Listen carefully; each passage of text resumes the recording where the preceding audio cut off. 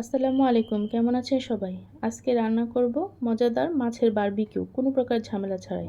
তো চলুন মূল রান্নায়। প্রথমে আমি মাছগুলোকে ভালোভাবে ধুয়ে পানি ঝরিয়ে নিয়েছি।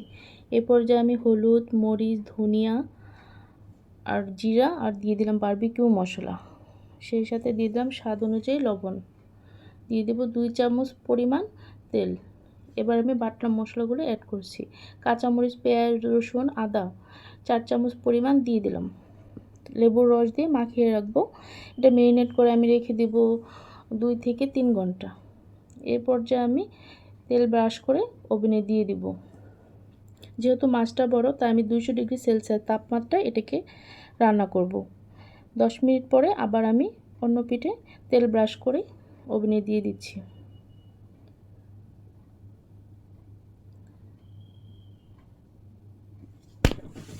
মাছটা ভালোভাবে হয়ে গেলে আমি গ্রিল মোডে আবারও 2 থেকে 3 মিনিট রেখে দেব ক্রিসপি হওয়ার জন্য। তো কেমন হয়েছে জানাবেন প্লিজ।